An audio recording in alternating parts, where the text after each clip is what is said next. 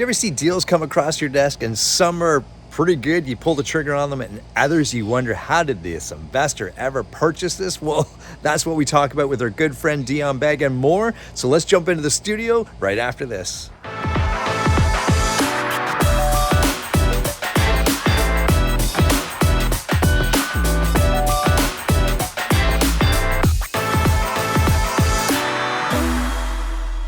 Here we are, my friends, as promised, our favorite mortgage broker, Dion Begg. How are you doing, my man?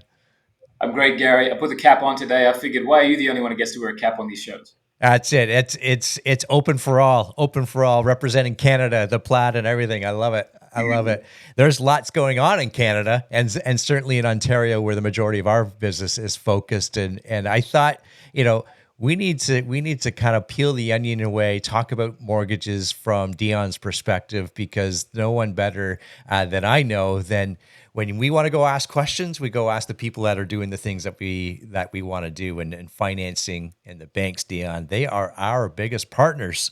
So I gotta just set you up, meaning Okay.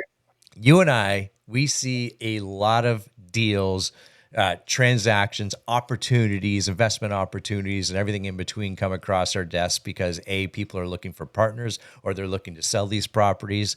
And Yep. I know you've got some interesting stuff come along your way in the last couple of days or week or so. What do you Yeah, got? for sure. Okay, so what I'd like to do just at the start here is share examples of two separate types of property transactions in the new construction, pre-construction space. Okay, I want to share with you a good example of one purchased by one of our clients, and then a not so good example that was advertised in a real estate group that I'm part of on WhatsApp. So I'm going to just share my screen here, and we'll quickly click through it. Is that Excellent. visible to everybody there? Yeah, cool. All right, so this here is a townhouse. It's not a fancy looking property by any means, right?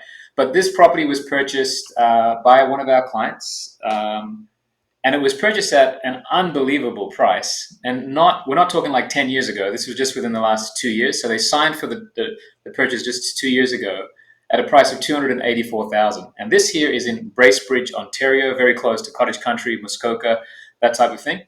And this is an example of pre-construction done right. Okay, so first let me give you a bit of background on the client. So this particular client, when they came to us, they had their principal residence, their owner-occupied property, the cottage that they owned, and one regular rental property. So what we did last year in preparation for this, and guys, if you're going to buy pre-construction, please don't leave financing to last minute. These guys planned about a year out. In preparation for this, we refinanced their rental property and we created access to a line of credit. And then they used that to go off and purchase this property. Now, interestingly, this property was purchased for 284,000. When we did the appraisal, well, the bank did the appraisal came back at $475,000. And I look at that and I go, that is amazing. That's a great return. But I want to be clear here. This client did not purchase this property in the hopes that would be worth 475 when it was done. Okay, this here is just a bonus, and the message to everybody out there is: if you're buying property for investment, please make sure that the cash flow works, so that if it closes and you have to close on that property and you have to rent the property, that the rent will most likely cover the expenses. Okay, so this is a bonus. I do not want to focus on that. All right, too many people focus on that, but let's actually look at the way that the client made the decision to buy this property, and it was based on, will this cash flow? So the income on this property, you know what? I forgot to fix that. This one here is actually $2,800, so my error, but $2,800 rental. Expenses were mortgage, tax, insurance. Okay, we're at 1918, and with the cash flow, I know I fixed it here. $2,800 was the rent. Okay, and so if we're getting that kind of rent minus the expenses, then we're looking at $882 per month in positive cash flow. Now, yes, there's variable expenses, but we know that 882 is going to be more than enough in most cases to deal with those variable expenses. So, that would you buy that property, Gary? Yes. Yes. Yeah, I think if we all had a time machine and we could have bought that one, having known the numbers even at that time, not knowing the rent today, but the rent whatever it was back then, it would have still made sense, right? It would have still made sense, and we would have made our decision based on cash flow, right? Yeah. So that was a great deal. Just to let people know that there are great pre-construction deals to be had, but please run the numbers. Please Now, run it should we on. look? And I'm running the numbers real quickly. So he's about that investor is approximately $60,000 in as a down payment and closing funds thereabouts. Yeah, somewhere in Yeah. that range. Right. Excellent. Yeah. Yes, I'm buying that property. That's a killer deal, right? No, we don't have the time machine. Those types of deals still exist. We still get them across our desk, and we'll keep sharing them with you. But just let you know that that's a good example of pre-construction done right. Okay. Now that's the good. Do you want to see the bad and the ugly? Well, that's what people open their eyes to all the time, right? That's it. That's it. All right. So let's take a look at this next slide here. All right. So um, off the top here, this was a purchase of a much higher price point, 1.45 million. Now, what you see there is an image of a screenshot from a WhatsApp group that I'm part of. And this message was left by a real estate agent who was basically saying, listen, guys, I've got three houses here in Brantford, and they're 2,300 square feet each. The client purchased it from the builder at 1.45 million, and they're looking to assign it to a different buyer so they don't have to close on it. They're looking to assign it at 1.25 million. Mm. So, Gary, I know you're a math genius. So what's what's the loss on this one? Well, you're looking at 200,000 times three, my Three friends. properties, right? Yeah. So, guys, this investor bought new build for one purpose. All right, he was banking on, or they were banking on appreciation. And that is all. Okay. And if we just jump over to these points I want to cover here, risk. A lot of people say, this investment's risky, this investment's risky. One of the things that you should measure an investment against in terms of risk is what are the number of exit strategies available to you, right? If you've only got one exit strategy that depends on one particular market condition happening, I will tell you right now, guys, put frankly, you are screwed, right? You are setting yourself up for failure. Okay, because this person and many others like them who entered investing entered it as pure speculation, right? So a lot of people who call themselves investors, I'm sorry, they're not investors. They are speculators. And speculators is just a fancy word for gambler, right? And you and I, Gary, over the last decade, I can tell you, I've come across many people who thought they were investors, they were gamblers, and guess what? They won. They kept on winning and they kept on winning because the market conditions were such that, okay, they were lucky. They were in a great market. But the message to these people all the time was, okay, are you sure? What are you? I'm on the phone with them. They're buying a property today with a closing date of 3 years from now. I'm like, have you run the numbers on rental? You know how many people say, oh, I don't know what it would rent for.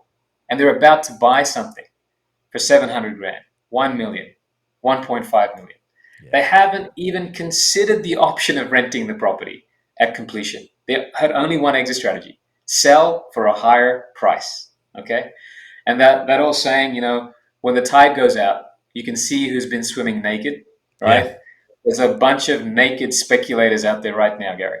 And it's just because I understand that greed sort of filters its way through society, and people who have a little bit of money do what their neighbor did 5 years ago, and they're doing it today, and they're thinking it'll come, result in the same thing. But they've got to run the numbers on rentals. They got to. Well, it's kind of like that old saying, uh, the house always wins, right? And Yeah. at some point, the house is calling their numbers right now, right? From, over the last, 6 or 8 months, because the market has shifted, it has changed. And that just goes to show you, though, that property that you shared with us out in Bracebridge, there are opportunities. You don't have to invest in fact, you and I don't know many people that investing in Toronto or the big cities is their go-to, right? You know, all of my properties are I remember once we had about 30 properties that we owned at one time, and I had them all Google Maps, pinned and everything. When I looked at the Google map, here's Toronto and here's all my properties. It was all around it. Nothing in the GTA. It was all outside of it. Barrie, Hamilton, all of those areas, right? Yeah, and traditionally the cash flow was better there. I can tell you that I have helped a lot of people actually in the core of Toronto, very strategically though, buy investment property, which they converted to multifamily and still made work. But traditionally, yeah, investing is kind of like in Toronto. It's like you look at the rings of the onion, and the center of the onion is the CN Tower, right? And the closer you are to the core, the better, traditionally, the better appreciation, but lower the cash flow. And the further out in the onion, the higher the cash flow, but the lower the appreciation, right? Yeah. And that's generally true. I mean, the last 10 years has sort of said otherwise. Like we've had great appreciation. You experienced some great appreciation yourself in those outer areas. But yeah, if I had to sort of map it, majority of my clients do buy in that outer area. Yeah, yeah, Mm. for sure, for sure. And the interesting thing here, and we've all talked about, of course, we have the big announcement from the Bank of Canada on June 7th, which is, a week away today in a sense. And we're filming this on June 1st. You know, there's so many different opinions. Well, let me tell you, there's only two opinions. Actually, I guess there's three. There's three. There's Yeah, three things that can true. happen. The first is maybe the easiest, and that's nothing. The second is interest rate drop, which I don't see that happening at all. And then the other, of course, is an increase, and a lot of economists and everyone else is leaning towards that, perhaps based on inflation. And you had some interesting thoughts on the inflation numbers over the last several weeks, which is share with us at a Yeah. very high level. So basically, guys, if we go back a couple of years, well, if we go back a year, interest rates, sorry, inflation was at 8% ish, right? And we were in some dire straits. And so the government stepped in, monetary policy, tightening of interest rates. And, those interest rates have dropped by over 3% in that time. So they've done what they set out to do in terms of dropping those rates. Now, when interest rates increase, Gary, who feels it first? The homeowner, right? The homeowner, right? Yeah, It's the homeowner who has the mortgage payment. Okay. So when interest rates increase, mortgage payments increase, right? And so over time, we've dropped from 8% down to around 4.3% 2 months ago. And then the report that came out just last month showed us at 4.4%. So we were up 0.01%. Okay. So up is bad in the current situation, right? But when you dig deeper into that number, a full 30% of that number is attributed to the fact that homeowners are having to pay more on their interest, right. right? And they say that if you extract that number is not 4.4, it's actually 3.6, which would say we're going in the downward direction. Okay. Now, for me, logically, I would say, shouldn't we focus on that bottom number? Because as I was saying to you off screen, it's kind of like that we had a fire raging and the government threw some gas on the fire and now have measured the fire saying, oh, wow, well, we increased interest rates, so mortgage payments went up, so we should measure those mortgage payments as well. And, inflation is now at 4.3. I am not an economist. I'm just the regular guy in the street, but I can't kind of make straight sense of that. If one of your listeners can call me up and just set me straight on it, that'd be great. Please, yeah. Um, but the thing is that is what um, I guess big decision makers in the financial world are making their decisions on. And so what's happened is that the people in the finance world have impacted the bond yields in such a way that they believe that interest rates are going to be higher for longer. And so it's kind of like what came first, the chicken and the egg, right? And so it's kind of this sort of circular feeding each other, right? Interest rates go up, inflation goes up. And so the speculation that interest rates are going to come down is not strong. So they're believing in higher rates for longer and or an increase, right? I've been listening to multiple bank economists. None of them are saying that rates are going to drop next month or this month, right? And half of them, it's pretty much half of them are saying it's going to stay where it is, and half of them are saying there's a chance of an increase. None of them are saying 1% increase. Most of them are saying if there's an increase, it's probably going to be 25 basis points. Yeah, yeah, and I think I agree with that in a sense.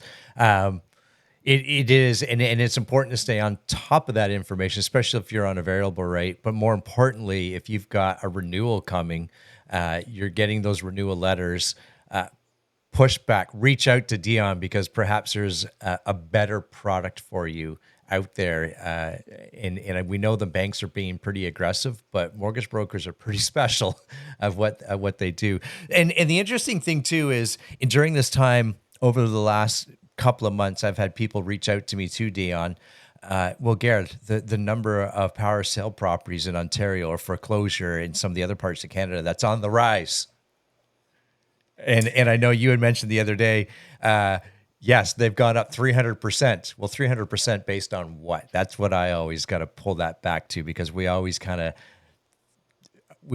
about, well, what happens in the States happens in Canada, but you got to remember Canada is a tenth the size of the States, right? So, what are those numbers? Do you have them off the top of your head of how much Yeah, it's so I risen? mean, Or the article that I remember reading, the headline said, yes, 300% increase in power sales. And, they wrote their article. But then when you dig deeper and you look at what were the exact numbers, and I'm not going to get it exact, but I feel like it was something like this time last year, we had 30 power of sales in this region, and now it's 90. yeah, And so, what's the better headline? Power sales jump from 30 to 90, or power sales up 300%, right? Of yeah. course, the media companies are going to choose the one that creates the most anxiety for the population. That's their job. And here's the interesting thing is I track it on my MLS app that realtors have access to. And I have it tracked every day telling me what new listings are power of sale. And wouldn't you know it? So just shy of 80, or sorry, 90, we're at 85 properties on the Toronto Real Estate Board are currently power of sale. Now that's not a pure 100% scientific filter, but it's pretty darn close. And here's what I can tell you, Dion. When I go pull that in an Excel file type thing and see who the sellers are or who's triggering that power sale, I counted the other day. It was only about 5 of the big banks. So Okay. meaning your Scotias, your BMO and TD and everyone else, that's who we tend to think about when we think about our big banks. And Yep. the majority, the overwhelming majority, weren't your B lenders. Obviously, weren't your A lenders. It was your private loan trusts and equity trusts, Right. and it was your mom and pop mortgage company. And you had a great analogy of who typically is that borrower. Yeah, so I mean, look, it's not the core of our business, but we get all sorts of people come to us for help, and in some cases, we come to people come to us with I would just call it sort of a damaged situation. They had some credit issues.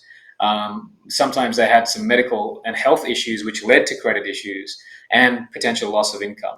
And so, but they feel like in a year from now they're going to be back on track. And so we will put those people into that third level of lending, which is private lending. But we only ever do that if they can tell us they have a clear exit strategy. Again, going back to the earlier conversation, we work with them and say, what is the exit strategy? Because we never want to put somebody into that mortgage if there's a chance that they're going to have to renew in a year. We want to figure out how can we move you up to a better lender. And so a lot of people come to us in that damaged credit situation. Well, some people come to us in that damaged credit situation. We'll put them there, but I'm happy to say that the vast majority we move to better lending. But for you to start off with a private lender, it means that you're in an imperfect situation. And I call these mortgages, I said, they're band-aid mortgages. It's kind of like a little bit of a band-aid that you put on your situation until it improves and you can carry on. But I think, especially in the last year, where people got a little bit tied up in the last 2 years with the increase in pricing, they did anything they could to get a mortgage, even though it wasn't in their best interest long term. And actually, I can tell you, in just the last couple of months, I've spoken to some clients who've called us, not my clients, just people who've called us for help, saying, Dion, last year I bought this property. My real estate agent told me I should buy it. The real estate agent connected them with a private lender who lent them the money to buy it, and now they bought a property for 1.5 million, and the market is worth 1.3, and they owe 1.35. Right. So again, people unfortunately got caught up in a little bit of greed and a little bit of market frenzy, and now again, I don't search for these types of scenarios, but in just the last couple of months, people have been reaching out to me, and I've heard three of these particular scenarios in the last couple of months. Yeah, and it happens out there, and just looking at this list in front of me, it's anything from 400,000 up to multiple millions, like $5-6 million. So it just, it's everybody that gets into these circumstances, or it can be anybody in a sense from that perspective. It doesn't necessarily, it's not your average price and everything else.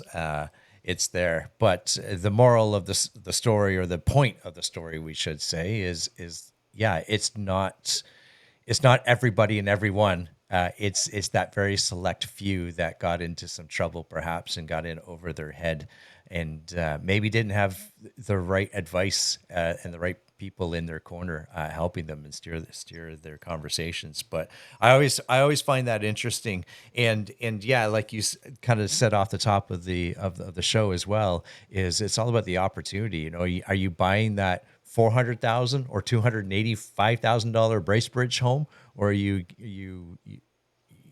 chasing after the shiny object type thing as well, right? You got to peel that onion away. My friend, I know we have intent on doing these mortgage updates more often, and I think it's important, and certainly a shifting market like this. And I know in Toronto, we just saw, as we kind of wrap up here, just saw just a slight increase of listings compared to the number of sales. So perhaps that balancing act is starting to balance out over our summer months, and we'll keep a close eye on that watch. But my friends, how do people get a hold of you? Yeah, so just Google my name. It's Dion Begg, and the website is mortgagesbydion.com. Excellent. Specializes in everything, especially here in Ontario, but you've got friends and access and referrals right across Canada. Yeah, thank Do you, read. Gary. Specializes in everything. Is that something that you can do? Yeah, that, you know what? And if anyone can do it, it's Mr. Dion Begg, my friends. So there you have it. I like it. Okay. I like it. Thank you, Gary. There you go, my friends. That's Dion Begg. I'm Gary McGowan. We'll see everybody on the next video. Goodbye for now.